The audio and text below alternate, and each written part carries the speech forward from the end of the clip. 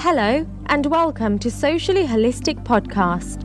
Socially Holistic helps coaches and holistic entrepreneurs and women in heart-centered businesses make sense of social media so they can build their own online network and get more clients. As a heart-centered business owner, you do amazing work. Holly's mission in life is to help you help more people. Help us help more women in business with a 5-star review of this podcast. Please leave one today over at iTunes. The more women who find out about this podcast, the more heart-centered businesses will be successful. Thank you. Hello and welcome to the Socially Holistic Podcast, episode 33. This is your host, Holly Wharton, and I'm here with today's very special guest, Linda Anderson from Tap Into Your Success. Linda is a tapping expert. Good afternoon, Linda. How are you doing? Hi, Holly. I'm good, thank you. Good. It's so great to have you here. I'm so excited to share with people about tapping. I know some people have heard of it. Some people have no idea what it is. So I'm just very, very excited to get this out there and spread the word. Great. Me too. Thanks for the opportunity to talk about it. I always love talking about tapping. Oh, good. Why don't you start out by telling us a little bit about your background? So in my first incarnation, before children, I was a multilingual PA working with executives in London and Paris, right up until my mid-30s. So I met my husband, and I was having a great time doing that. But I always knew there was something else. It didn't quite fulfill me. But it wasn't until I had kids and gave up paid employment that I got the chance to explore that. And I was really lucky and I did have that opportunity. And I began to study things like healing and complementary therapies, meditation, reflexology and so on while the kids were at school. And that fitted really well around the family. So at that time, I didn't have a clue about sales and marketing. And it really didn't matter because I didn't need to produce a substantial income anyway. And I really did believe then that it was good. It was enough to be good at what you do. You kind of get your certificates and hang them on the wall and get your business cards printed and maybe set up a website and then just wait for the phone to ring and people be queuing up to work with you, And I don't think I'm alone in having that belief. No, a lot of people know. So it took me a long time to realise. And long story short, my husband eventually lost his job and was out of work for a long time. So there was a point where I did need to, produce a consistent income. And I just couldn't do it. So when I overheard a relative one day saying to David, my husband, well, can't Linda get a job? I really didn't feel I had any choice at that point, and I did go back to paid employment. But this time I was in a very small company in a really toxic atmosphere and a job I absolutely hated. But I didn't feel... I didn't feel I had any choice in it. And after a couple of years of sticking with it, I had a major health scare and I developed cancer. And it was almost like my body was saying no for me because I hadn't felt able to speak up for myself. And that was kind of a light bulb moment for you, wasn't it? Absolutely. It was a huge wake-up call. And it was like a challenge to address a lifelong pattern of always trying to be who I thought other people wanted me to be or needed me to be, and not really being true to me. So that was back in 2003. And as soon as I got the diagnosis, that was it. I left that job and started on a quest to look for some way to heal the emotional roots of the condition. And that's when I came across EFT, emotional freedom techniques, tapping, however you want to call it. And it's been a lifesaver for me in so many different ways. It's totally transformed my life. And it's become my passion. I really want to share this with as many people as I can because I know what a huge difference it can make. Just in allowing us to step back into our own power and let go of all those stories we've been telling ourselves about who we are in the world and what's expected of us so that we can really connect in the heart and follow what we're here to do. I absolutely love that. And I have experience with tapping and I love tapping. So I'm so excited about this.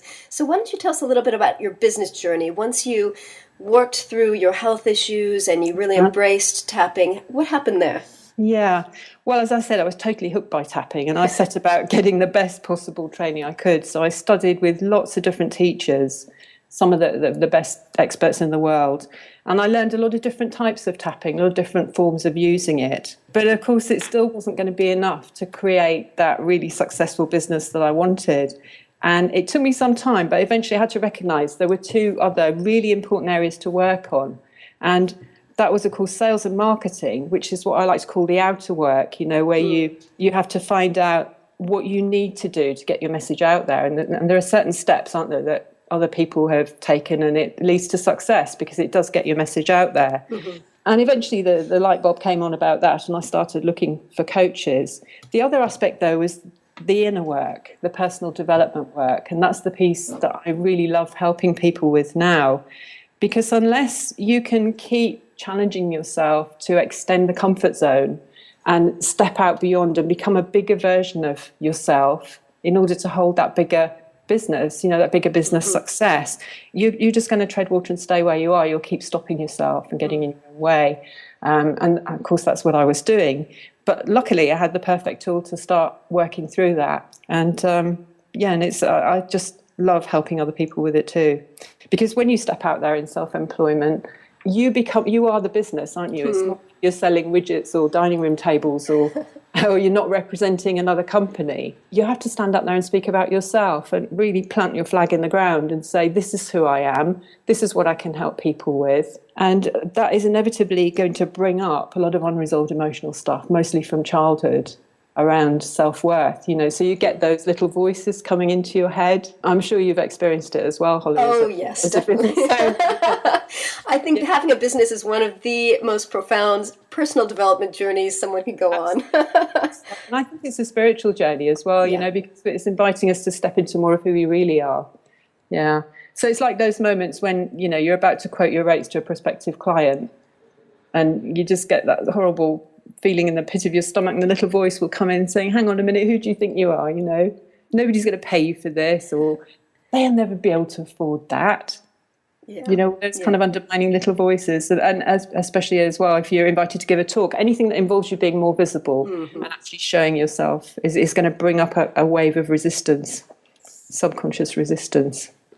Definitely. So it sounds like tapping has really helped you through a lot of the big challenges that you've had to overcome in your business. Oh, completely. And before I found tapping, I was so shy that if more than two people were looking at me, I couldn't speak, even if they were friends in a social situation, So if you told the version of me back then what I do now, she wouldn't believe me. She wouldn't believe you. It's been such a profound shift. And what do you love most about your business now? I just love having the privilege really of being allowed into that space where somebody will be willing to confront whatever it is that is stopping them, and it can go really deep, and it usually goes way back into childhood where something frightening or confusing happened that was difficult to make sense of at the time, but we still do try and make sense of it as children, and we assign a meaning to what happened. And then that meaning just runs in the subconscious mind, usually totally mistaken. And that little piece of us splits away, and it's constantly scanning the horizon to make sure that thing never happens again, whatever it was. So when something in present day kind of reminds us, not consciously at all, but subconsciously reminds us of that other time, then our bodies get flooded with all the fears of the child. And we go into fight and flight. We don't have access to our adult resources anymore. So we're not able to see things clearly. We're not able to make wise decisions. And with tapping, you can go back and relieve that trauma, find out what meaning was assigned to what just happened, and really give that part of you some new information through from an adult perspective. So you can bring the child back in, the child part back in, and she doesn't need to get involved in your business anymore. She really doesn't need to be there when you're giving a talk or quoting a price or being interviewed for a podcast, for example. And we've all got those comfort zones, haven't we? We've all got triggers like that. Even Oprah Winfrey and people like Jack Canfield have comfort zones. So that there's never any final destination with this. It's always going to be moving through the next wave. When you've got the next step to take that is going to help you grow your business, you have to grow yourself at the same time. Otherwise, it just doesn't happen. You'll keep sabotaging and procrastinating and never really move. And it just kind of stagnates, doesn't it? Exactly. And it's so frustrating, isn't it? Yes. Because at the conscious level, we know that we're intelligent, resourceful people, and we want to do our own thing. That's why we're in self-employment in the first place. And somehow it just doesn't happen. It doesn't happen because we don't feel our adult selves. We're not in our power, really. We're triggered into the child state. Mm-hmm. Well, now I feel like we've built up a lot of kind of suspense around this whole tapping thing. Why don't we discuss? Why don't we discuss exactly what it is? Because I know some people are just going to think, "What are we tapping on? What is this?" Well, it sounds kind of weird. It looks very weird, and Yes, I thought it was extremely weird when I first heard about it and saw it. And I thought, how can that possibly help anybody? In its simplest form, it's a sort of acupressure for the emotions that involves tapping on a series of acupressure points on the face and upper body to relieve stress and bring the body and the mind back into a calm and grounded state. And in fact, they've done clinical trials in the States now. They did MRI scans of the brain of people who were tuned into something that they found really challenging while they were tapping. And while they were tapping, what it seemed to be doing was sending a message to the amygdala, which is the fear center in the brain, to turn down the stress response. When that happens, literally, your body comes out of the freeze, fight or flight response and returns to its natural calm state. So as we were saying before, the child's fears then are leaving your body. Then you have access to your adult resources again, and you're able to have clarity about what's in front of you and make wise choices. Where when you're in the fight and flight, sometimes it happens it can happen when you're up on stage and you just completely blank out. So you've got into fight and flight, the blood's gone to the back of the brain to get your body ready to get out of there. And your frontal lobes are starved of blood and oxygen. You can't even remember what you already know. That's so awful. Yeah. And of course you can't run, so. You can't run, no, so it's really scary. So tapping, when that's happening, or tapping, you can consciously choose to tune into something like that and tap on it ahead of time. So you can imagine being in that situation and still feeling calm and resourceful, be the calm, resourceful adult that you are. So now, when you're tapping, you're using your fingertips to tap on these meridian points on your head, face, and hands. Is that correct? Yeah, there's lots of different points, and different practitioners will use different combinations. There's a basic set of about 14 points. And in fact, there's a short video in the sidebar of my website that shows you where the points are and how to use them to tap for stress. So that would be a good way if anybody wants to just try it out for themselves and just experience that calming effect that it will have. You don't have to believe in it for it to work. It will have a calming effect. And I think that's one of the most amazing things about tapping, because I got into it, I think it was last year when I read Denise Duffield Thomas's book, Get Rich, Lucky Bitch. And one of the things that she does is she talks about how tapping is, so amazing for releasing your money blocks and getting more money. And I tried it, and again, it's something that kind of defies logic as we know it. But it's so effective. It's absolutely amazing. And you're just saying, sitting there saying, your affirmations or whatever it is that you're saying, and you're tapping, and it creates shifts. It's absolutely fantastic. It certainly does, yeah. It gives you a lot of clarity, doesn't it? And a capacity to see things from a different perspective, from an adult perspective. And I can imagine it's very, very different working on it yourself at home and working with a practitioner. Absolutely. What I can imagine is if I were to go see someone like you to work with tapping, what you would do is you'd really help me get to the core of what the issue is. Yeah, completely. I mean, there's a lot we can do for ourselves, and I tap a lot for myself, but I also have sessions with practitioners at regular intervals, because, even if you've got a really skilled hand on the tool, it's a bit like a dentist looking in their own mouth. They can see what needs doing, but they can't drill their own teeth, So working with a practitioner can really help you get to the core much more quickly. And sometimes things are so painful that our subconscious just won't let us go there by ourselves. You need somebody to hold that safe space for you while you go through the process. Yeah, I can totally imagine how asking those really deep questions can really help someone get to the core of an issue that they want to resolve, but it's so difficult for them that they can't manage to do it on their own. That's right. It's very difficult to even see what it is. And a lot of the beliefs that are running our behavior are completely hidden from conscious awareness, and that quite often happens in a session where we'll go back we'll take the adult self back to meet with the child that went through an experience, whatever it might have been, and gave a meaning to the experience, and then find out what that meaning was. And I mean, some amazing stuff comes out that actually has been running their behavior. They had no awareness of it whatsoever. That's absolutely amazing. I've got an example. You know, you could be 3 years old. If you're in a household where there's a lot of conflict, this actually happened, and I've got permission to share it. The 3-year-old was sat there because this person was finding it difficult to pick the phone up and call prospective clients. There was absolute terror there, and a little voice saying, "You're useless at everything. You'll never be able to do anything. You're absolutely useless. You can't do this." So she wasn't picking the phone up to call prospective clients. And when we kind of used the energy of that feeling to float back, it was a 3-year-old who was, you know, people were fighting around her constantly, and she felt it was her job to sort that out. Oh, wow. And she couldn't, so she was useless. Wow. And that was running all through her adult life, you know. And that's the kind of thing that's really, really difficult to get to the root of on your own. You really need someone else to kind of help you dig through all of that. Yeah, that's right. But once you do see that, and you can see it then through your adult eyes, you know, and tap and release the trauma of that, it's such a huge relief for people, because it's like they're putting down a huge weight. You know, there's no way a 3-year-old could sort that out, is there? But subconsciously, she felt responsible for everybody else's feelings. Wow. And not able to make it right somehow, you know. So, for example, if someone in a situation like that, what kinds of phrases or things would they be tapping on, just so people have a clear idea of how this works?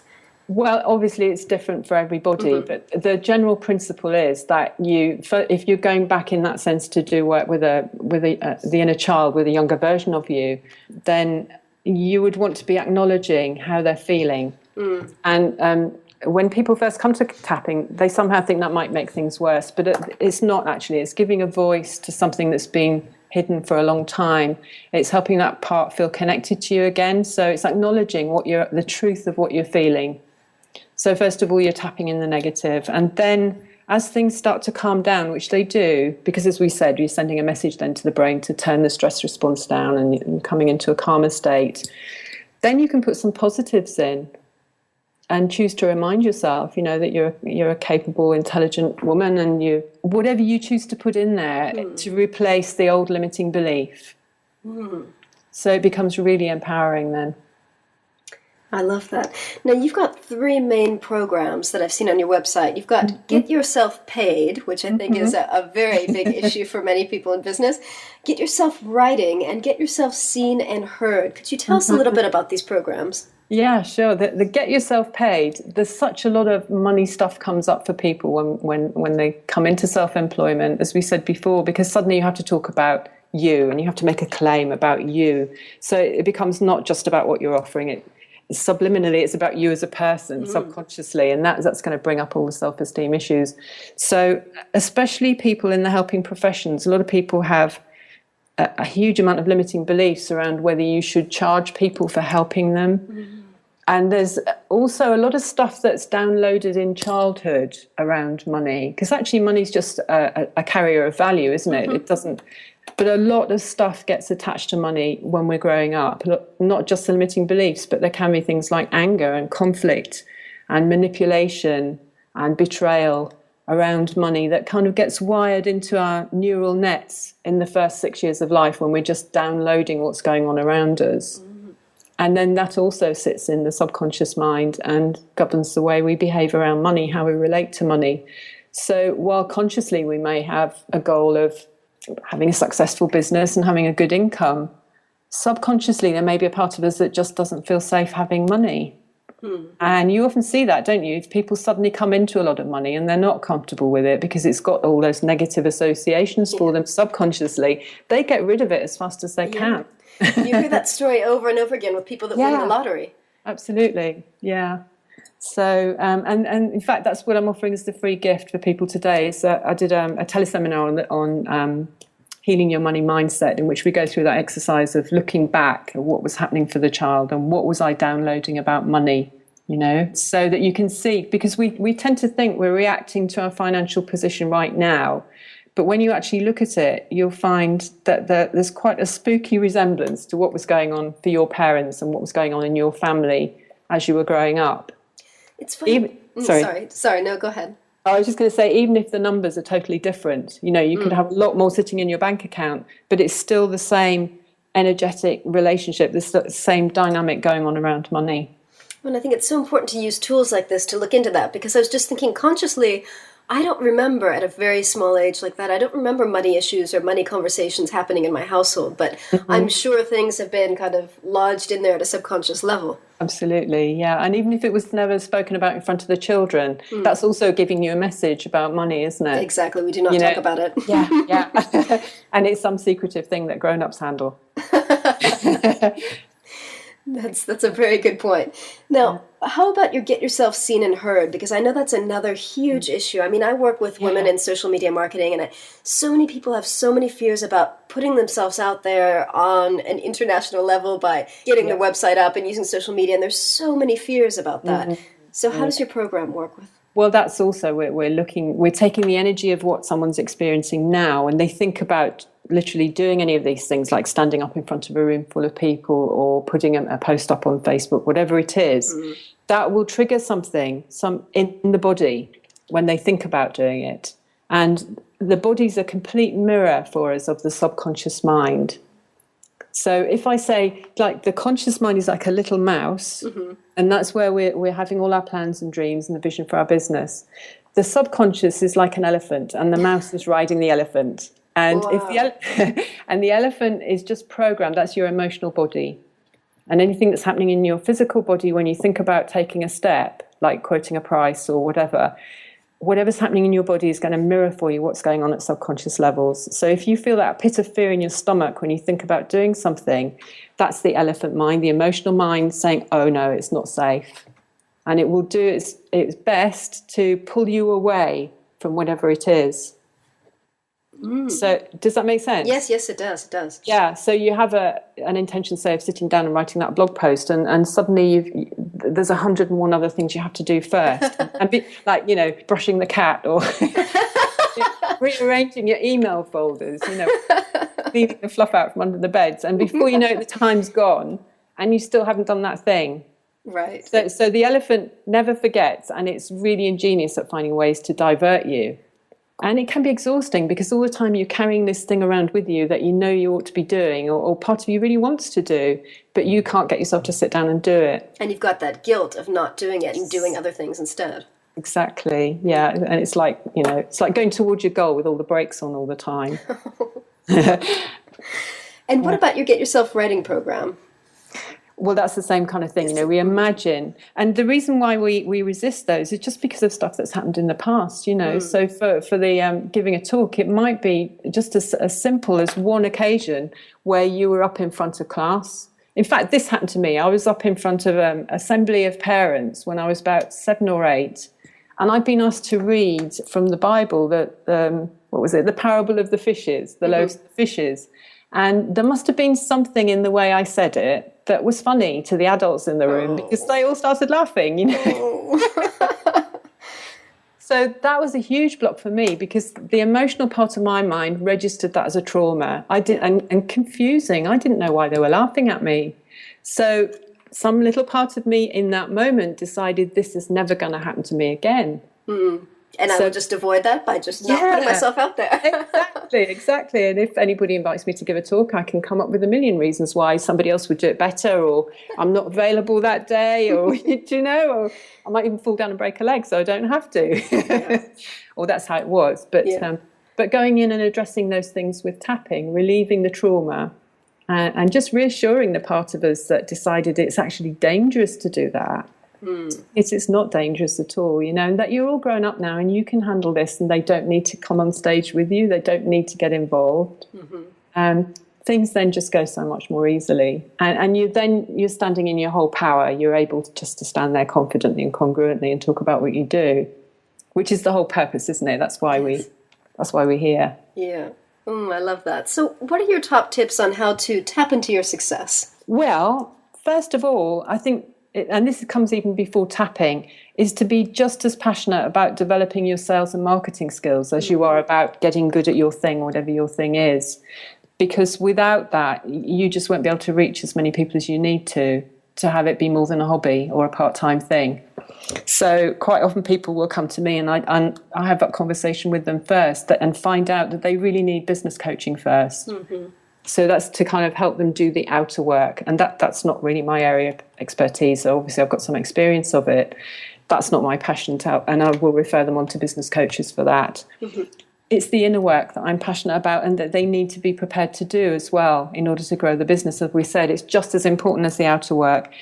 Be prepared for a roller coaster ride because you will continue to meet some massive waves of internal resistance as you step up and claim your true value. Yeah, stuff always is coming up, isn't it? Yeah. And in that sense, it really is a spiritual journey, as we said before. It's like personal development on steroids. Yes, it is. And if you're not up for that journey, if that really does feel too uncomfortable and too scary, and you're not ready for it, perhaps, I don't know, then you might want to think of getting paid employment, because this is going to be part of the journey, continually expanding the comfort zone. Yeah. Learn to celebrate your achievements, because even the little steps you've taken outside the comfort zone have taken courage. And we don't always recognize that. Even tiny little steps into something new that challenge you to step up and show who you really are. It's really challenging and can take courage. And even the most successful people have those comfort zones. It's easy to look at other people in the field, isn't it? And think they don't have these fears. But I promise you, everybody does. And they're all on very similar themes.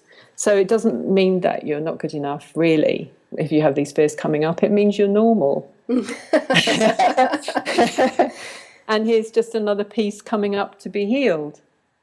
So you can celebrate the ups and the downs equally, because the downs are just bringing you another piece of your unresolved emotional material is just coming up to be challenged now and let go of. And so to be just cleared out. Yeah, so you can step into more of who you really are, which, I think is that's what I really love helping people with. And I think it's so exciting to see that happening for people.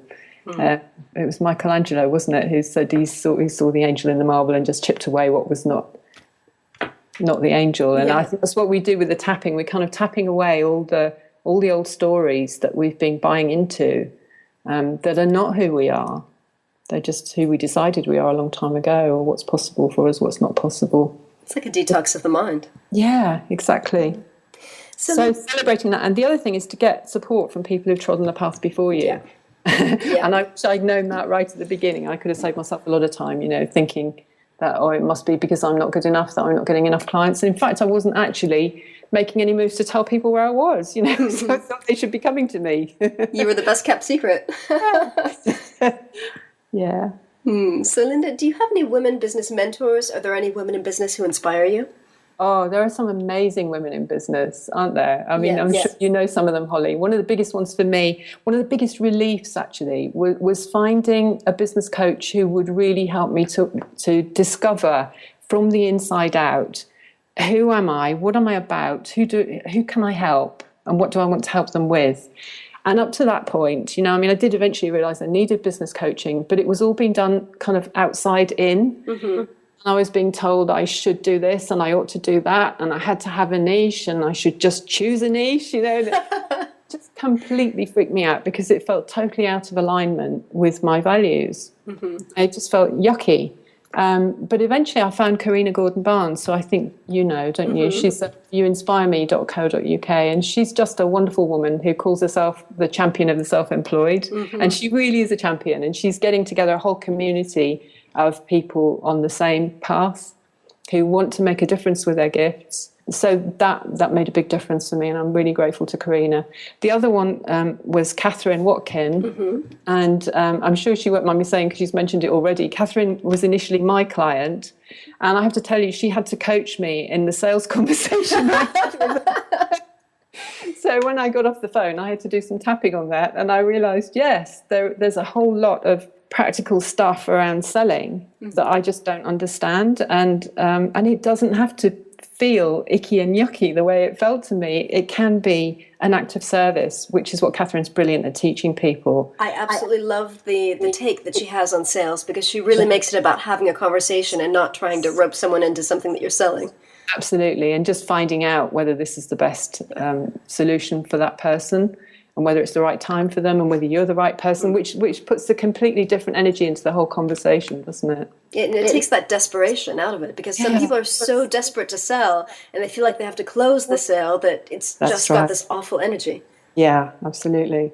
So I'm really grateful to Catherine as well. The other one who I really love, and I never miss an episode of her newsletter, is Marie Forleo, the States and Marie TV. She does a video newsletter each week, and I always find and they're always quite short, usually quite short, unless it's an interview with somebody interesting, which might be a bit longer, but always lots of inspiration and lots of clarity. Yeah.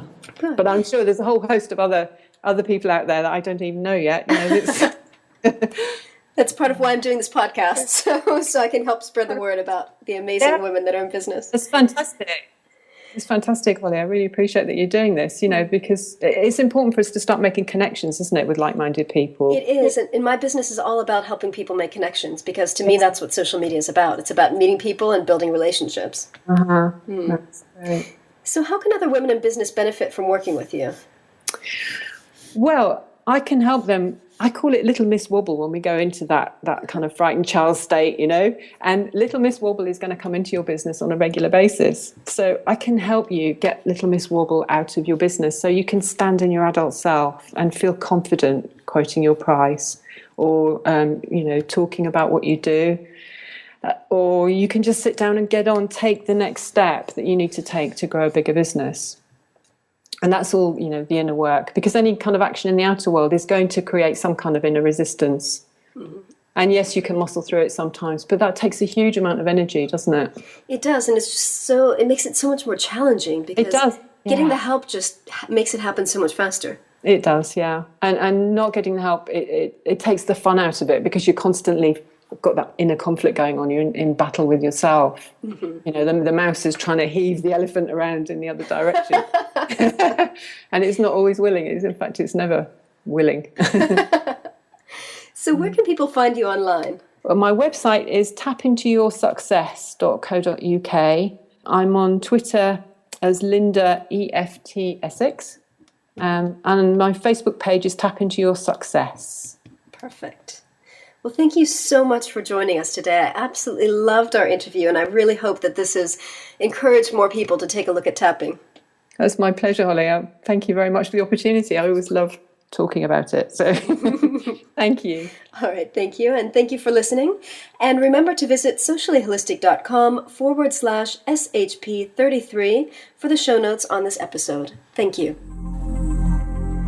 Thanks so much for listening to the Socially Holistic Podcast with your host, Holly Wharton. Please help us help more women in business by giving us a 5-star review of this podcast. The more women who find out about this podcast, the more successful businesses there will be. So please leave a 5-star review today over at iTunes. Thank you.